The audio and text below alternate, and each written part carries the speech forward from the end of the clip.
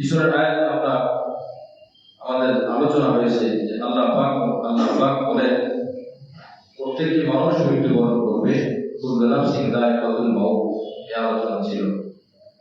আর তার মৃত্যুর পরে তার প্রতিদান দিয়ে দেওয়া হবে, ভালো কাজ করলে ভালো ফল, খারাপ কাজ করলে শাস্তি। আর যে ব্যক্তি শাস্তি থেকে মুক্তি পাইল, জাহান্নাম থেকে বাঁচল আর জান্নাতে প্রবেশ করতে পারল, আল্লাহ নিজে বলেন ফাকাদ ফাজ, সে সফল হয়ে গেল। সুবহানাল্লাহ, সে সফল হয়ে গেল। এই জন্য আমাদের সফলতা হলো জান্নাতে যাওয়ার পথে। আমরা যে যাই করি, আমরা যে যাই বলি, আমরা যেটার সাথে জড়িত থাকি, যেটাকে আমরা ভালোবাসি, আমরা যাই করি না কেন, আমাদের মূল সফলতা আল্লাহ নিজে বলেছেন যে তোমাদের সফলতা, তোমরা ধন্য হবে যদি তোমরা জান্নাতে যেতে পারো। দুনিয়াতে বড় পদমর্যাদা পাইলে, দুনিয়াতে অনেক সম্মান পাইল, মানুষ তাকে অনেক সালাম দেয়, সে অনেক পরিচিত ব্যক্তি, তার অনেক ধন সম্পদ আছে, অনেক শিক্ষিত ব্যক্তি, যে বিদেশে তার সুনাম সুখ্যাতি আছে। কিন্তু এই মানুষটা যদি মৃত্যুর পরে জাহান্নাম থেকে বাঁচতে না পারে, আল্লাহ বলেন তার দুনিয়াতে সবকিছু হওয়ার পরেও সে বিপদ, সে ফেল করলো, সে ক্ষতিগ্রস্ত হলো। আরেকজন মানুষ, তাকে কেউ চেনে না, তাকে কেউ সম্মানও করে না, জাগতিক বিশেষ করে মর্যাদাও তার নাই, শিক্ষা দীক্ষাও নাই,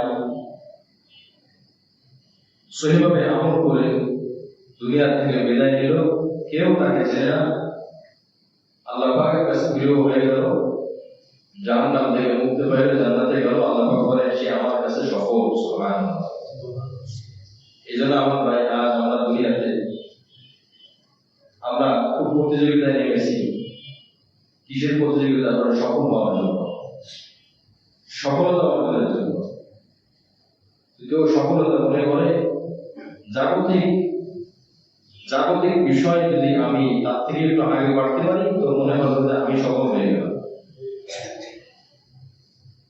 কোন নারী চিন্তা করলো সে ফর্সা শ্যামলা, আমি তার থেকে আরো একটু বেশি ফর্সা কিভাবে করতে পারি, তো মনে হয় আমি সফল হয়ে গেলাম। কোন মহিলা চুল কাটে, মহিলাদের চুল বড় রাখা ওয়াজিব, পরিমাণ মতো বড় রাখা ওয়াজিব। তো কোন মহিলা চুল কাটলো, আর একজন মনে করলো সে তো চুল কাটছে, তো অত সুন্দর হয়নি, আমি আরো একটু ছোট করবো, তা আমাকে আরো সুন্দর লাগবে, এটার মধ্যে সে সফলতা মনে করে। সে আবার চুল কাটলো, চুল কেটেছে, তার ফ্যাশন, তার সৌন্দর্য প্রকাশ করলো, এটার মধ্যে সে সফলতা মনে করে। অনেক সময় পোশাকাদি ঈদ উপলক্ষে কেনা হয়, পরস্পর গর্ব করে, নিজের সম্মান কিভাবে বাড়লো, তোমার কাপড় কোন জায়গা থেকে কেনা হয়েছে, বলে আমারটা কেনা হয়েছে বসুন্ধরা শপিং মল থেকে, তো আমারটা তো ইন্ডিয়া থেকে আনা হয়েছে। সে বাহির থেকে পোশাক কেনে, পরাকে সফলতা মনে করে। কথা বলেন ঠিক কিনা? বিবাহতে তোমার কি গাড়ি গেছে, বলে আমার সাধারণ বাস গেছে আর প্রাইভেট। তো আমার বিবাহতে তো বাস যায় না, বাস সেটা তো নর্মাল দামি দামি নো আইস হাইব্রিড গাড়ি, প্যাডো গাড়ি, এগুলো গেছে আমার বিবাহতে। এটা সে বলে আর কে করবো কেন? সে নিজেকে এটার দ্বারা সফলতা মনে করে যে আমার একটা বিশেষ সম্মান, আমার একটা মর্যাদা মনে হয় এটা আছে। তো আল্লাহ কি বলছেন যে এই সমস্ত কাজ দ্বারা আমার সম্মানিত হবে? যদি এগুলোর দ্বারা সম্মানিত হতো, তো আল্লাহ নবী কি ঘোড়ায় চড়াইছে কেন? এগুলোর দ্বারা যদি সম্মানিত হয়, নবী যে না খেয়েছিলেন কেন? এটার দ্বারা যদি সম্মানিত হয় যে ভালো, তোমার খাটের দাম কত দোস্ত? বলে আমার খাটটা এই তো কিছুদিন আগে 1.5 লাখ টাকা, মাত্র 1.5 লাখ টাকা। ও আচ্ছা, তোমারটা?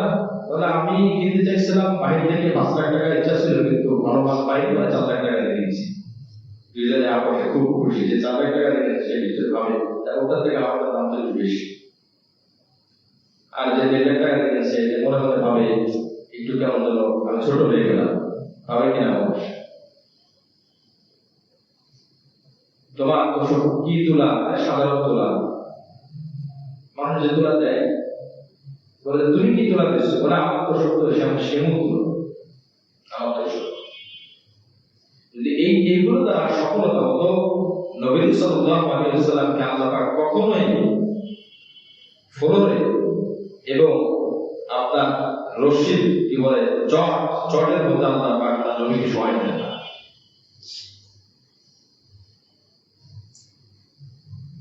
রশিদে খাট বাঁধা, নবীজির রশিদ খাটে শুয়ে আছে, নবীজির শরীর মোবারকে নাক পড়ে গেছে।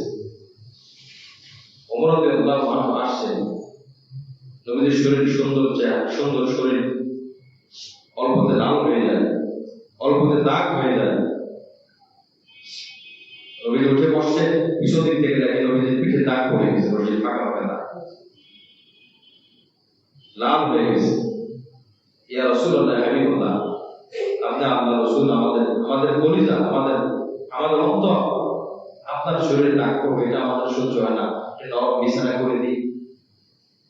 আপনি কি মনে করেন আমাদের নবীর সামর্থ্য ছিল না, এই জন্য তিনি ভোগ করে নাই? এটা যদি আমাদের ধারণা হয় তাহলে আপনার ভুল ধারণার মধ্যে আছে। আল্লাহ পাক নবীজিকে বলছিলেন ওহুদ পাহাড় স্বর্ণ বানিয়ে দিতে, বলছিলেন কিনা? পৃথিবীতে কি এখনো কোন স্বর্ণের পাহাড় আছে? নাই। ওই যুগে নবীজিকে বলছেন আমি স্বর্ণের পাহাড় করে দিই না, আল্লাহ আমাকে দরকার নাই। ওমর রাদিয়াল্লাহু আনহু বলছেন নরম বিছানা করে দিই। নবীজি বলেন আমাকে নরম বিছানায় শোয়ার জন্য আমাকে আল্লাহ পাঠাই নাই, আর এর দ্বারা সফলতা না, আমার সফলতা হলো আমি আমল করব, উম্মতকে দ্বীন শেখাবো, উম্মত আমল করবে, জাহান্নাম থেকে বাঁচবো, জান্নাতে যাব, এটাই আমার সফলতা। সুবহানাল্লাহ। কি বলেন বলা যায় কি? দুনিয়ার এই যেগুলো আমরা দেখতেছি এগুলো উপকরণ, এগুলা মূল উদ্দেশ্য না, কিন্তু আমরা দুনিয়ার মধ্যে এমন ভাবে ঢুকছি, এখন উপকরণটা মূল হয়ে গেছে, এখন উপকরণ মূলে পরিণত হয়ে গেছে। আর যেমন টিস্যু পেপার মানুষ ব্যবহার করে উপকরণ হিসাবে, এটা উদ্দেশ্য না, ব্যবহার শেষ, এর সাথে কোনো সম্পর্ক থাকবে না। দুনিয়াটা এমন হতে হয়, কিন্তু আমরা দুনিয়াটাকে আসল মনে করছি, দুনিয়াটাই শেষ মনে করছি, দুনিয়াটাই ভালো মনে করতেছি, দুনিয়াটাই সফল মনে করতেছি। ওনার মাথার টুপিটা একটু কম দামে, আমারটা বেশি দামে, তা আমি সফল। তার গায়ে জামাটা একটু কম দামে, আমারটা বেশি দামে, তো আমি সফল। উনি পায়ে হেঁটে যাচ্ছে, আমি অটোতে গেলাম, আমি রিক্সায় গেলাম, আমি গাড়িতে গেলাম, তো আমি দামি, আমি সফল। এটা মুসলমানের বিশ্বাস কোনোদিনই ছিল না। আজ মুসলমান এই জায়গা থেকে বের হয়ে না আসার কারণে কাফের আর মুসলমানের মধ্যে পার্থক্য হলো, কাফেররা এখন নামাজ পড়ে না, মুসলমান নামাজ পড়ে। যে মুসলমান নামাজ পড়ে, যে নামাজি মুসলমান যারা নামাজ পড়ে, ওরা নামাজ পড়ে না। বাকি মুসলিমের বাহিরে গেলে একজন হিন্দু, একজন কাফের আর একজন মুসলমান যখন বাজারে যায়, রাস্তায় চলে, লেনদেন করে, ব্যবসা বাণিজ্য করে, তাকে চেনা যায় না সে মুসলমান নাকি হিন্দু। কথা বলে ঠিক কিনা? একজন হিন্দু মিথ্যা কথা বলে ব্যবসা করে, একজন হিন্দু মানুষকে কথা দিয়ে কষ্ট দেয়, একজন মুসলমান কথা দিয়ে কষ্ট দেয়, একজন মুসলমান ব্যবসার মধ্যে মিথ্যা কথা বলে। একজন মহিলা নামাজ পড়ে, বিধর্মীরা নামাজ পড়ে না, মুসলিম নারী নামাজ পড়বে, মুসলিম নারী নামাজ পড়ে, কিন্তু এই মুসলিম নারী যখন বাহিরে যায়, এত শ্বাসচর্চা করে, তার সৌন্দর্য প্রকাশ করে, কাপড়ের মাধ্যমে সৌন্দর্য প্রকাশ করে, বিপর্দার সাথে চলে, তো এই মহিলা আর কাফের মধ্যে শুধুমাত্র নামাজের জায়গায় পার্থক্য, পর্দার ক্ষেত্রে এই মহিলা কাফের মধ্যে কোনো পার্থক্য নাই। মুআজ্জাজ হাজিরিন, এটা কি মুসলমানের বিশ্বাস ছিল? আপনি ইতিহাস তালাশ করেন, প্রয়োজনে মুসলিম নারীরা মুখোশ উন্মোচন করেছেন, কিন্তু প্রয়োজন ছাড়া কখনোই বেপরদা চলে নাই। এখন অনেক সময় এই কথা বলা হয় যে মুসলিমরা যদি পর্দা করে মেয়েরা ব্যবসা করবে কিভাবে, চলে যায় খাদিজা রাদিয়াল্লাহু আনহার দিকে। দলিল দেয় কি যে খাদিজা একজন প্রথম মুসলিম নারী, সে ব্যবসা করেছে, মুসলিমদের প্রথম নারী ব্যবসা করেছে, আর বর্তমান মুসলিমরা মেয়েদেরকে ব্যবসা করতে দেয় না। বলে দাবি আর দলিল কি মিল আছে? কথাটা আবার একটু বুঝেন। তারা দাবি করে মুসলিমরা মেয়েদেরকে পর্দার মাধ্যমে আটকে রাখলো, বের হইতে দেয় না। সুশীল সমাজ দাবি করে আমরা মহিলাদেরকে সামনে আগায় নিতে চাই, ব্যবসায় কাজে লাগাই দিতে চাই। এটা হলো দাবি। আর দরিদ্র যেমন খাদিজা রাদিয়াল্লাহু আনহা ব্যবসা করেছে, কথা তো ঠিক আছে। এই ব্যাপারে তো আমাদের দ্বিমত না। মহিলারা ব্যবসা করবে না, এটি ওলামা কেরাম বলে, কোরআনে বলছে মহিলারা ব্যবসা করুক, কিন্তু পার্থক্যের জায়গা ইসলাম বলে মহিলারা পর্দার সাথে চলবে, আর তারা বলে না মহিলারা ব্যবসা করবে। তো পর্দার ব্যবসা এটি দূরে কি মিলল? কোনো মিল আছে বলে? তার দাবির সাথে দলিলের সাথে কোনো মিল নাই। বলে এটা ফ্যান, এটা দাবি, দলিল কি দেখো না আলো দেয়। দাবি করার সময় ফ্যানের দিকে তাকায়, আর দলিল যখন দেয় তখন লাইটের দিকে তাকায়। বলে এটা ফ্যান, তো এটা দলিল কি? এটা ফ্যান। বলে দেখা যে আলো জ্বলে। কথাটা বুঝলেন কিনা? তো মুসলিম মহিলাদেরকে মুসলিম সমাজ, হুজুর সমাজ এরা আটকে রাখতে চায়, এরা ব্যবসা করতে দেয় না। অথচ মুসলিম সমাজ, হুজুর সমাজ বলে ব্যবসা করো, ঠিক আছে, ইসলামের বিধিবিধান মেনে ব্যবসা করো, পর্দা মেনে ব্যবসা করো। এই কথা আপনারা শুনছেন কিনা?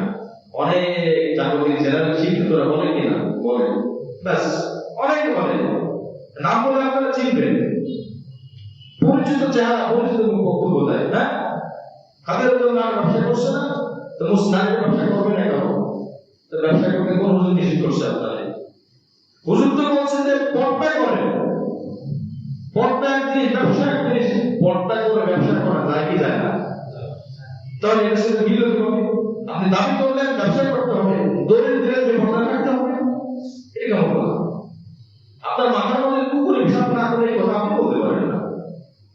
দাবি করলেন ব্যবসা করতে হবে, আজ ঠিক আছে, ওকে, দলিল দিলেন যে পর্দা রাখতে হবে, এটা তো একটা শয়তানি যুক্তি।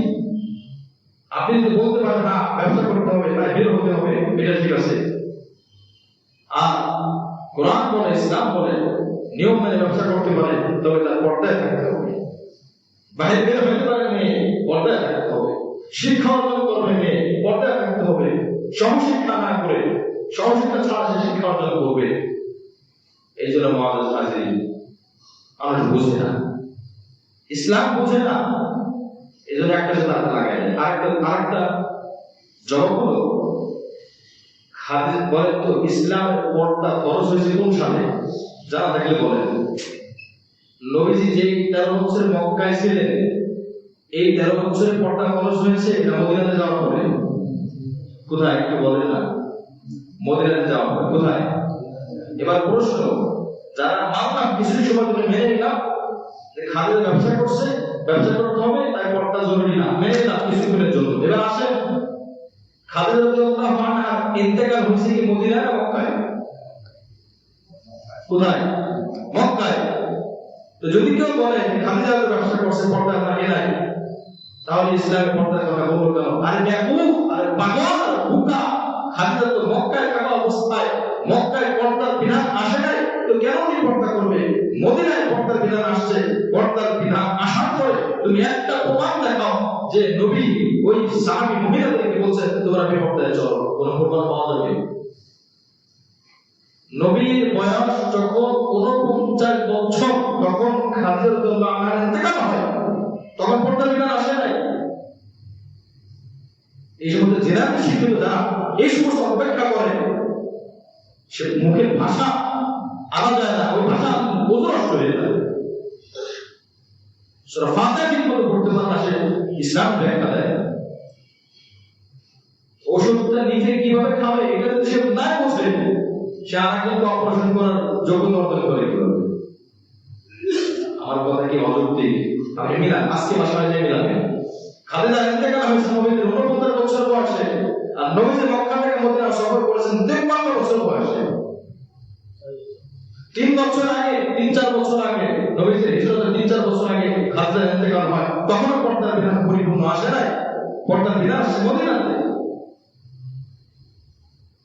অনেক সাহাবী মক্কায় থাকা অবস্থায় মারা গেছে। এখন যদি কেউ বলে রোজা রাখা ফরজ না, ধরেন এক মিনিট রোজা রাখা ফরজ না, কেন? এই যে অমুক সাহাবী এরা মক্কায় থাকা অবস্থায় এরা তো রোজা রাখে নাই। তো রোজা ফরজ হয়েছে মদিনায় যাওয়ার পরে, নবীজি যখন মদিনায় যান তখন রোজা ফরজ হয়েছে। এখন এরা দলিল দেয় কি, এই যে অমুক সাহাবী উনি রোজা রাখে নাই, রোজা যদি ফরজ হতো উনি রোজা রাখতো।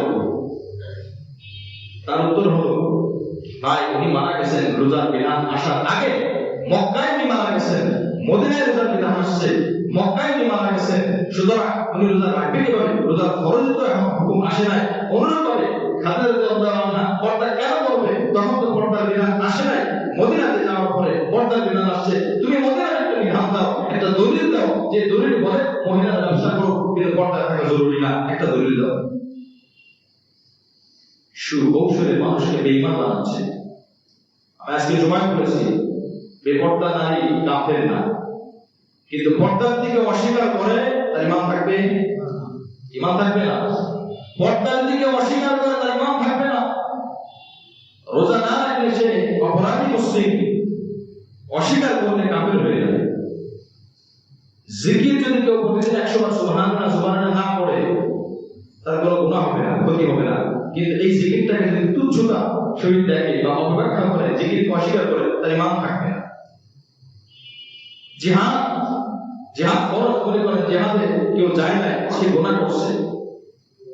কিন্তু জিহাদ যদি কেউ অস্বীকার করে তো সে কাফের হয়ে যাবে। হজ ফরজ ছিল, হজ করে নাই, গুনাহ করছে, আল্লাহ তাআলা মাফ করে দিতে পারেন। হজ ফরজ না হয়েও যদি কেউ হজকে অস্বীকার করে তো সে কাফের হয়ে যাবে। আপনি টের পাচ্ছেন না? মুসলিমদেরকে সুকৌশলে এই সমস্ত মানুষ অপব্যাখ্যা করে মুসলিমদেরকে কাফের বানাচ্ছে, কাফের বানাচ্ছে। কিসের আপনি আমার হযরতের কথা বলবেন? এখন তো হিসাব করে দেখা যায় মুসলিম কোন হয়, মুসলমানের ঈমান এখন খুঁজে পাওয়া যাচ্ছে না। ট্রান্সজেন্ডার বাস্তবায়নের জন্য যে অনেকগুলো আবেদন হয়েছে, নারী বিষয়ক সংস্কার কমিশন যে যতগুলো প্রস্তাব দিয়েছে তার মধ্যে একটা প্রস্তাব ছিল ট্রান্সজেন্ডার জন্য অনুমতি দেওয়া হয়, আইন করা হয়। এটার উদ্দেশ্য কি? মনে করেন মেয়ে আর ছেলে যখন সম্পত্তি সমান পাবে না, এই আইন যদি বাস্তবায়ন না হয়, ট্রান্সজেন্ডার যদি বাস্তবায়ন হয়, তাহলে তাদের উদ্দেশ্য তারা সফল। কিভাবে সফল? একটা ছেলে আছে, একটা মেয়ে আছে, ওই মেয়ে আইনগত কারণে আইনের ধারা অনুযায়ী মেয়ে দাবি করলে আমি আজকে থেকে ছেলে, যদি এই আইন বাস্তবায়ন হয় তো আইন বলবো যে ঠিক আছে তোমাকে ছেলে মানা করবো, তাহলে এই লোকের এক ছেলে এক মেয়ে মূলত, কিন্তু আইন অনুযায়ী এখন 2 ছেলে। কথা বলে ঠিক কিনা? যখন এই লোক মারা যাবে, মূলত ইসলামী অনুযায়ী এই ছেলে পাবে 10 টাকা, মেয়ে পাবে 5 টাকা। কিন্তু যদি আইন হয়ে যায়, বাংলাদেশে আইন ট্রান্সজেন্ডার জায়েজ, বৈধ আইন করা হলো, যদি কেউ চায় যে আমি নারী কিন্তু আমি পুরুষ, আইন করে করা হয়, তখন তাকে ছেলে ধরা হয়, অথবা কোনো পুরুষ করে নারী তো তাকে মেয়ে ধরা হয়। তো উদ্দেশ্য কি? এই যে এক ছেলে এক মেয়ে, এই মেয়েটা যদি বলে যে আমি পুরুষ লিঙ্গ গ্রহণ করলাম এবং আইন পাস করা হলো, তাহলে সরকারের আইন অনুযায়ী, বাংলাদেশের আইন অনুযায়ী এই লোকের কোনো মেয়ে নাই, 2 জনই ছেলে। যখন এই বাবা মারা যাবে, 20 টাকা রেখে মারা গেল, 20 টাকা 10 টাকা যে এই ছেলে যে আছে, মূল যে ছেলে আর মূল যে মেয়ে, 2 জনেই সমান পাবে। 2 জনে সমান পাবে কেন? ওই ট্রান্সজেন্ডার আইনের আওতায় পড়ে এই মেয়ে 10 টাকা পাবে আর ওই ছেলে 10 টাকা ফ্রি পাবে। এবার বলে তারা সরাসরি যখন পারে না, ঘুরিয়ে পিছিয়ে তখন এটা করার চেষ্টা করে। আপনাদের বুঝে আসছে কিনা আমার জানা নাই, বুঝছেন কিনা? আইনের মান আছে, তুমি এমনি খাবে না, মুসলমান তোমাদেরকে ঘোরাই খাও, আর আমরা মুসলমান বন্ধ ঘুম আছে সারা তাহাজ্জুদ পড়তে পড়তে আপনার কসম করে বলে আপনার কবর চিন্তা করে যায় কোন নাই। আপনার ঈমান আছে? আমার ঈমান আছে? ঈমান তো আসলে যাচাই বাছাই করে ঈমান আছে কিনা? আমার ভাই, কথাগুলো খুব হুঁশিয়ার থাকতে হবে। আল্লাহর কাছে ঈমানের দাম আগে। কাফেরদের কোন আমল ওজন করা হবে না, কথা বুঝেন? কেন ওজন করা হবে না? ওর ঈমানই নাই। ওজন করা হবে কাদের আমল? মুমিনদের আমল। আগে দেখতে হবে তার ঈমান আছে কিনা। বলে হ্যাঁ ঈমান আছে, এবার তোমার আমল ওজন করা হবে। কম হোক বেশি হোক আমি আল্লাহ করে জানাতে দিয়ে দেবো।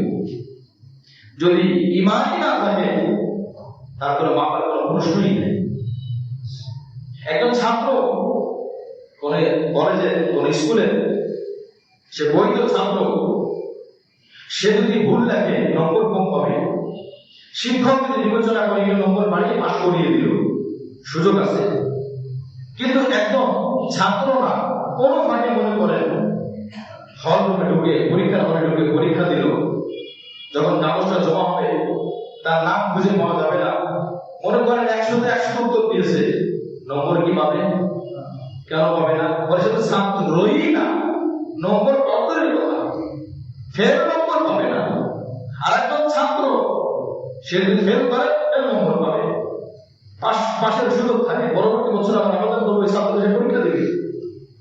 আমার ভাই, এই জন্য বলতেছিলাম আল্লাহ পাক রব্বুল আলামিন বলেন, বান্দা তুমি যদি জাহান্নাম থেকে মুক্তি পেয়ে যাও, জান্নাতে চলে যাও, তুমি চির সফল হয়ে গেলে। সুবহানাল্লাহ। এই জন্য আসেন আমরা সিদ্ধান্ত নেব, দুনিয়ার সফল না, আখিরাতের সফল। দুনিয়ার বিচার না, আখিরাতের বিচার। দুনিয়ার লস না, আখিরাতের লস। দুনিয়ার লাভ না, আখিরাতের লাভই না। আমি দুনিয়ার 2 টাকা ঠকলাম, আমি বিচার করে দেখি আমি আখিরাতে ঠকলাম কিনা। না, আমি আখিরাতে ঠকি নাই, তো আমি 2 টাকা ঠকি না, 2 টাকা দিয়েছি। আমি দুনিয়ার 2 টাকা জিতে গেলাম, আখিরাতের বিচারে দেখি যে আমি আসলে জিতলাম কিনা, দেখলাম না আমি জিতি নাই, তাহলে আমি 2 টাকা হেরে গেছি। এই জন্য আল্লাহ পাক বলেন, ফামান যুহজিহা আনিন নারি ওয়া উদখিলাল জান্নাতা ফাকাদ ফাজ। জাহান্নাম থেকে মুক্তি পেয়ে জান্নাতে চলে গেল, সে সফল হয়ে গেল। আর যারা ধোঁকায় পড়ে যায়, দুনিয়ার ধোঁকায়, ওয়াল হায়াতুদ দুনিয়া ইল্লা মাতাউল গুরুর। দুনিয়ার কারণে, দুনিয়ার লোভ লালসা, দুনিয়ার সফলতার কারণে মানুষ দুনিয়ার ধোঁকায় পড়ে যায়। আর এই লোকগুলাই জান্নাত থেকে বঞ্চিত হয়। যারাই মনে করবেন জান্নাত থেকে বঞ্চিত হয়, শুধুই মাত্র একটাই কারণ, দুনিয়ার লোভে পড়ে সে জান্নাত থেকে বঞ্চিত হয়েছে।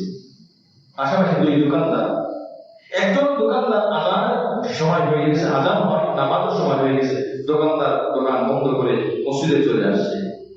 আরেকজন সেও মুসলিম, কিন্তু আজান হয়ে গেল, নামাজ হয়ে যাচ্ছে, দোকান বন্ধ করে না। নামাজের সময় হয়ে যাচ্ছে, কাজা হয়ে যাচ্ছে, সে নামাজ আদায় করে না।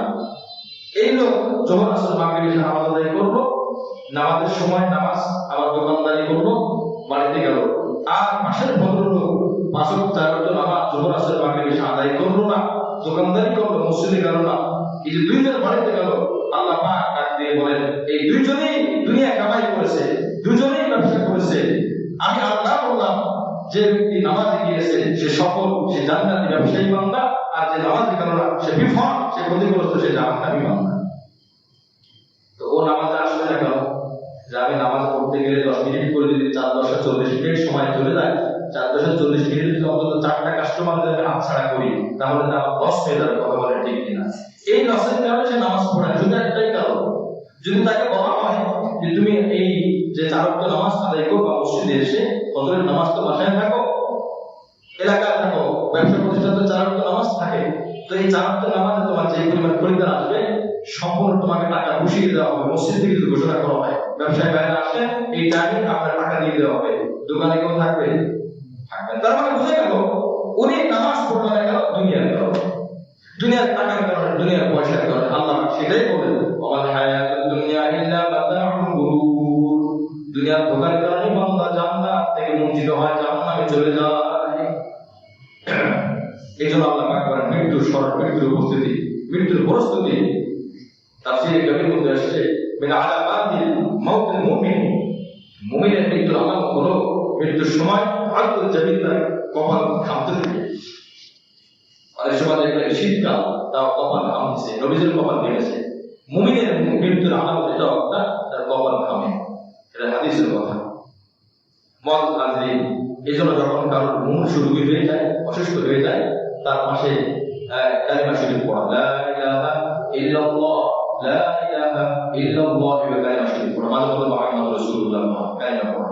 তাকে জোর করে বাধ্য না করা, তাকে জোর না করে ভাই পড়ো কালিমা পড়ো কালিমা পড়ো এইভাবে না করা। তার পাশাপাশি সে এটা শুনতে শুনতে একবার যদি পড়ে ফেলে, হাদিসের মধ্যে আসছে একবার যে কালিমা পড়ে লা ইলাহা ইল্লাল্লাহ মুহাম্মাদুর রাসূলুল্লাহ একবার পড়ছে মনে করেন, এরপরে তাকে আর জোর না করা, এরপরে তার থেকে সরে আসা, তাকে যেন কোনো কথা বলতে না দেওয়া হয়। হাদিসের মধ্যে আসছে মান কানা আখিরু কালামি লা ইলাহা ইল্লাল্লাহ দাখালাল জান্নাহ, যার শেষ কথা হবে লা ইলাহা ইল্লাল্লাহ সে জান্নাতে চলে যাবে। সুবহানাল্লাহ।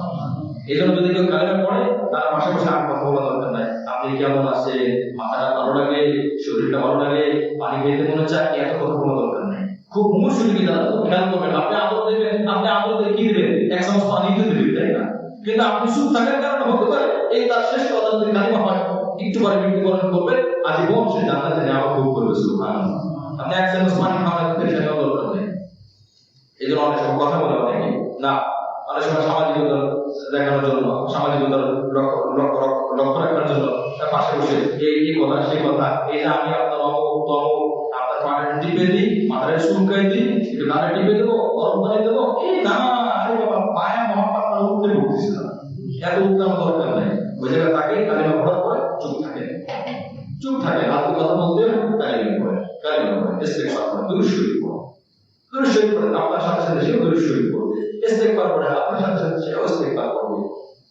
বাচ্চাদেরকে দেখেন না, এদেরকে পড়তে বড় লাগে না, পাশাপাশি যখন পড়বেন আপনি 10 বার 1.5 বছর 2 বছরের বাচ্চা কেবল তার জবান খুলছে, আপনি তার পাশে বসে সুবহানাল্লাহ সুবহানাল্লাহ সুবহানাল্লাহ পড়েন, একটু করে দেখেন সেও সুবহানাল্লাহ সুবহানাল্লাহ বলা শুরু করবে। সুবহানাল্লাহ। এই জন্য আর না করা, এই বিষয়টা আমরা খেয়াল করবো যে মুমূর্ষু রোগী, অসুস্থ রোগী হসপিটালে আছে, আইসিইউ রোগীতে থাকা অবস্থায় তার কাছে যাওয়া যায় না, তবে যদি সম্ভব হয় বাস কালিমা তার দিয়ে পড়া। 2 নম্বর রাসূল সাল্লাল্লাহু আলাইহি ওয়াসাল্লাম বলেন, হাদিসের মধ্যে আছে ইকরাউ ইয়াসিন আলা মাউতাকুম, ইকরাউ ইয়াসিন আলা মাউতাকুম, মুস্তাহাব হলো মুমূর্ষু রোগীর পাশে সূরা ইয়াসিন পড়া। হাদিসের মধ্যে আছে যদি সূরা ইয়াসিন পড়া হয় তো তার মৃত্যুটা সহজ হয়ে যায়। সুবহানাল্লাহ। এই জন্য আমরা সূরা ইয়াসিন পড়ব।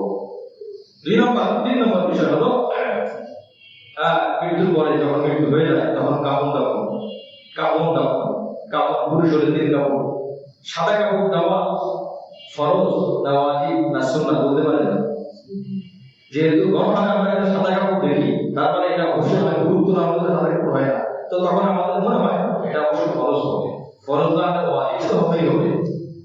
বিধান হলো সাদা কাপড় দেওয়া ফরজ না ওয়াজিব না সুন্নাহ, বা নবী পছন্দ করেছেন এটা দেওয়া। যদি কারো কাছে মনে করেন এমন এলাকায় যেখানে সাদা কাপড় নাই, আসলে রঙিন কাপড়, বাকি পরিষ্কার হতে হবে, পবিত্র হতে হবে, ব্যাস এটা হলে লাল কাপড় সবুজ কাপড় কোনো সমস্যা নাই। জান্নাতি কাপড়গুলো সবুজ, জান্নাতি কাপড় সবুজ, যাই হোক আপনি রঙিন কাপড় দিতে পারেন প্রয়োজনে, তবে সাদা কাপড় সামর্থ্য থাকা অবস্থায় সাদা কাপড় দিতে হবে, এটা মুস্তাহাব সুন্নাহ।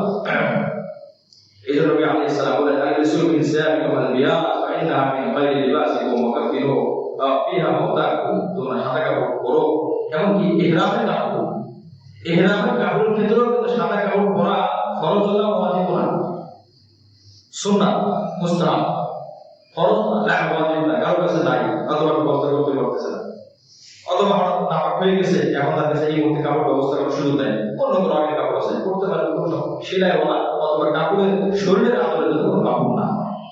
তো যাই হোক, এই হলো আপনার কাফনের কিছু মাসআলা। এরপর আসে জরুরি একটা মাসআলা যে নামাজ আদায় করা, কিসের নামাজ? জানাজার নামাজ। জানাজার নামাজ আমরা কয়বার আদায় করবো? 3 বার না 4 বার না 5 বার? 5 বার করবো না? 2 মিনিট 5 বার তো ফরজ নামাজ। ইবাদত এখন হয়ে গেছে সামাজিক অনুষ্ঠান, ইবাদত এখন হয়ে গেছে সামাজিক অনুষ্ঠান।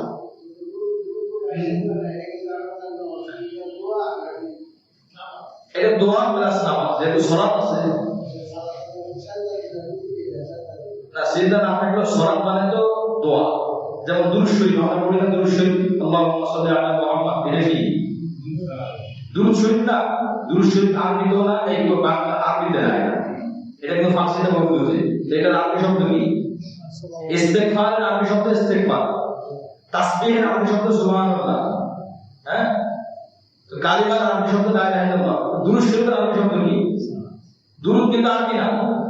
দুরূদ, এই যে দুরূদ এই শব্দটা এটা আরবি না, এটা ফার্সি উর্দু। তো দুরূদ শরীফ বোঝার জন্য আরবিতে আরবটা কি বোঝায়? আসসালাতু আলান নবী সাল্লাল্লাহু আলাইহি ওয়াসাল্লাম। নবীর সাথে যদি সালাত শব্দ উল্লেখ করা হয় এর দ্বারা উদ্দেশ্য হয় কি? দুরূদ। মৃত ব্যক্তির সাথে সালাত শব্দ উল্লেখ করা হয় এর দ্বারা বিশেষ এক পন্থায় দোয়া, বিশেষ পন্থায়। কি পন্থায়? তো সালাত কিন্তু একটা ব্যাপক শব্দ, সালাত ব্যাপক শব্দ। দুরূদের ক্ষেত্রেও সালাত ব্যবহার হয়, জানাজার ক্ষেত্রেও সালাত ব্যবহার হয়, দোয়ার ক্ষেত্রেও সালাত ব্যবহার হয়, নামাজের ক্ষেত্রেও সালাত ব্যবহার হয়। তো সালাত কি শব্দ? ব্যাপক শব্দ। জানাজার নামাজ যেহেতু রুকু সিজদা নাই, তো জানাজার নামাজ এটা দোয়াও হয়, ইস্তেগফার হয়, আর সালাতও বলা যায়, বেশি কোনো পার্থক্য নাই। এখন জানাজার নামাজ ইসলামী বিধান হলো, নবীজি কখনো কোন সাহাবীকে বলে নাই তোমরা একাধিক জানাজা করো। নবীজি কোন পক্ষে না একাধিক জানাজা কখন। হঠাৎ মনে করেন জানাজা হয়ে গেছে, কোন মায়ের কাছের কেউ, একদম কাছের মানুষ, ছেলে বা বাবা বা আপন ভাই, এরকম হঠাৎ জানাজা পায় নাই, জানাজা পায় নাই, তখন এসে সে একা একা নামাজ আদায় করতে পারে। এটা একটা সুযোগ আছে, এটা সুযোগ আছে, তাও বড় আবশ্যক না, সুযোগ আছে তার জন্য। আমার আপন বড় খালা, আমার মা, আমার বড় খালা, দুইজন আপন বোন। আমার আপন বড় খালা 2021 সালে মারা যায় যশোরে থাকে উনি। করোনার মধ্যে খুব কঠিন সমস্যা, পদ্মা নদীতে যখন ফিরতে পার হতে হয়, খুব কঠিন, মানে জিহাদ করে যাইতে হয়েছে এক পর্যায়ে। তো শরীর ফুলে গেছে, গরমের সময় ছিল, দেরি হওয়ার কারণে আমরা বলছি জানাজা আদায় করতে। আমাদের সাথে আমার মা, মানে বোনের ভাইও ছিল, মায়েদের ভাইও ছিল, আমার মা সব কাছে। আমরা যাওয়ার পরে শুনলাম জানাজা হয়ে গেছে। এখন লোকজন বলতেছে জানাজা করেন, জানাজা করেন। আমি বলি কেন জানাজা হয়েছে না? বলে না, জানাজা করেন। আমি বললাম আবেগ দেওয়ার জন্য ইসলাম না, ইসলাম মানতে হবে ইসলামী তরিকা অনুযায়ী। আমার আপন খানা, আপনার থেকে আমার মায়া বেশি, আপনার থেকে আমার ভালোবাসা বেশি, আপনার বড় বড় জন্য আমি দুইবার জানাজা করবো কি করবো না। এখন জানাজা না করে দোয়া করা, এটাই হলো তার জন্য কল্যাণ। মায়েদের আপন ভাই সেও জানাজা করে নেয়, আমি মায়েদের আপন ভাই আমিও জানাজা করি। জানাজা একবার হবে, এটা সুন্নাহ, এটা মুস্তাহাব, ইসলামী বিধান, এটা হলো জরুরি মাসআলা। এজন্য জানাজা আমরা কয়বার করার চেষ্টা করব? একবার। যদি এলাকার লোক ধরে এখানে থাকছে এটা সেটা, এগুলো সব আবেগ, ঠিক আছে, আপনার যেহেতু আবেগই হয়, আপনি চলেন গাড়ি ভাড়া করে গ্রামে জানাজা হবে, ওইখানে জানাজা শহীদ হওয়া সম্ভব কিনা, আপনি ওখানে চলেন। এখনকার অবস্থা কি, ব্যবসায়িক প্রতিষ্ঠানে দিয়েছে, ব্যবসায়িক প্রতিষ্ঠানে তার একটা অবস্থান ছিল, ব্যবসায়িক প্রতিষ্ঠানে একটা জানাজা হয়, ঢাকা যে বাসায় কিনেছিলেন সেখানে আরেকটা জানাজা হয়। গ্রামে মনে করেন দুই জায়গা, গ্রামের মধ্যে কোন জেলা শহরে তার বাড়ি আছে, আবার গ্রামে তার বাড়ি আছে, জেলা একটা শহর জানাজা হয়, গ্রামের মধ্যে আরেকটা জানাজা হয়, এবার চারটা জানাজা হলো। একটা জানাজা ইসলামের জানাজা, বাকি তিনটা কোন জায়গার জানাজা? এটা কি ইসলামের জানাজা? আপনি দোয়া করতে পারেন, দোয়া এক জিনিস আর জানাজা আরেক জিনিস। এই জন্য যদি মনে চায় জানাজা করতে, মায়েদের জানাজা যেখানে হবে আমি সেখানে যে শরীক হব। মায়ের আমার কাছে ঠেকা না, আমি মায়েদের কাছে ঠেকা, কারণ জানাজার দায়িত্ব এখন আমার মায়েদের না। কোন মায়ের যদি জানাজা ছাড়া দাফন করানো হয়, এটা দায়ভার জীবিত ব্যক্তিদের উপর আছে, মায়েদের না, মায়েদের কোনো ক্ষতি হবে না। এই জন্য আমার যদি জানাজা না পাই, আমরা কি করবো? দোয়া করবো। নম্বর 2 মাসআলা, নম্বর 2 মাসআলা গায়েবানা জানাজা। গায়েবানা জানাজা নামে একটা শব্দ আছে, আপনারা জানেন? জি।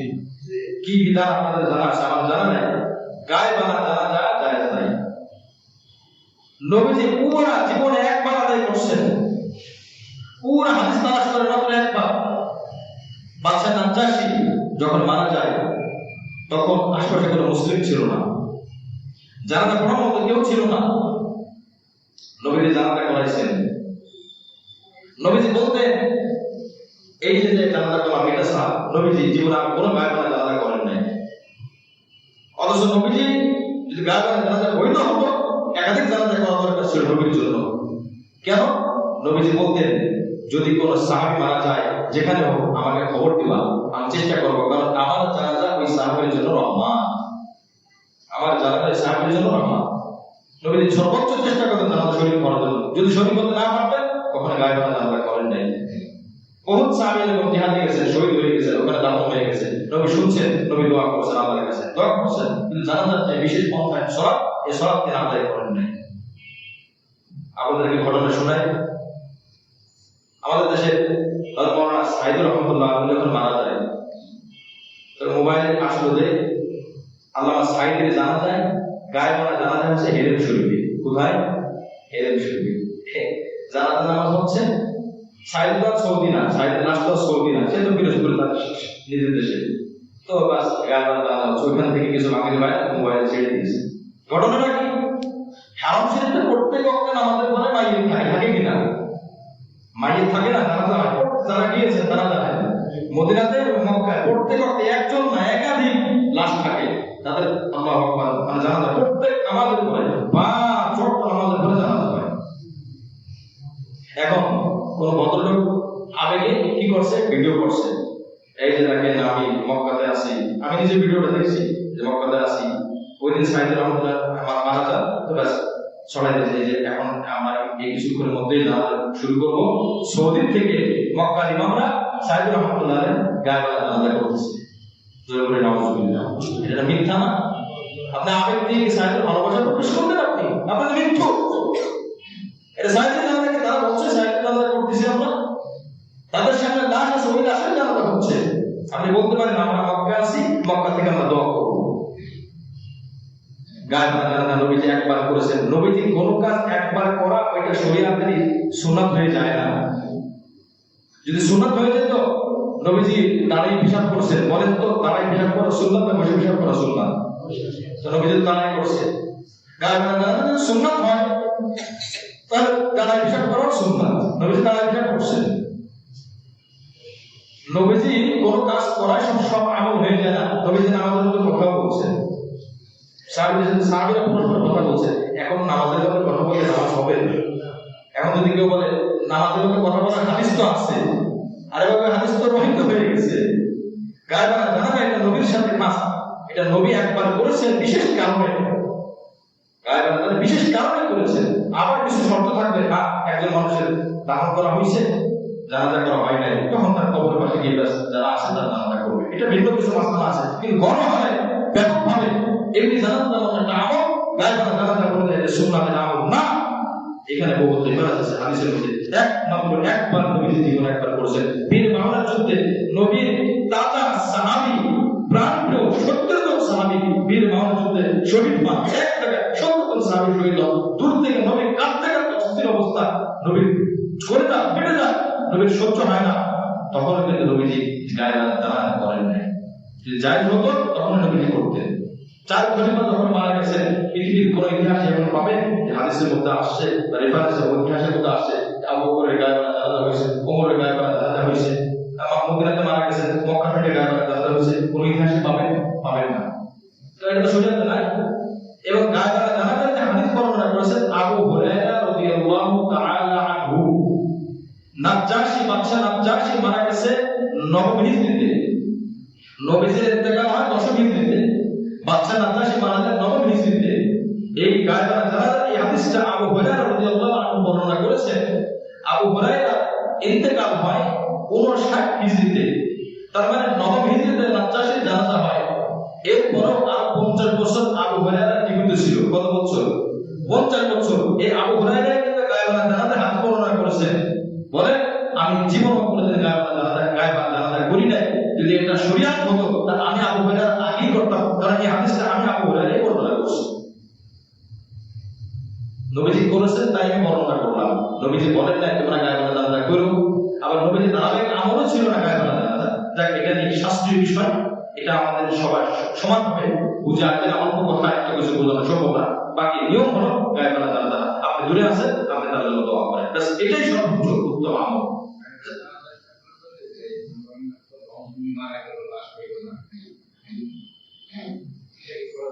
এটা একদম হাসি বিষয়, এখন বললে এখানে ইয়ে হবে, সমস্যা, সব কথা থেকে বলা যাবে না আসলে। তো এই যাই হোক, আমরা এই যে দুইটা মাসলা জানলাম। 3 নম্বর একটা মাসলা হলো কবর ফাঁকা করা। কাইফিয়াত বিনায়াত কবরি, কবর কি করতে পারি? কবর তো খুব স্বাভাবিক রাখা, এটাই হলো নিয়ম। কবর কি খুব চাকচিক্য করা, টাইলস দেওয়া, লাইট লাগানো, অনেক কিছু করা, এটা করা ঠিক না।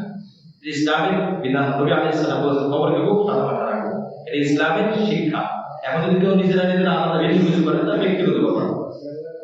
কবর যত সুন্দর, কবর বলা নবীজির কবর কি অনেক চাকচিক্য?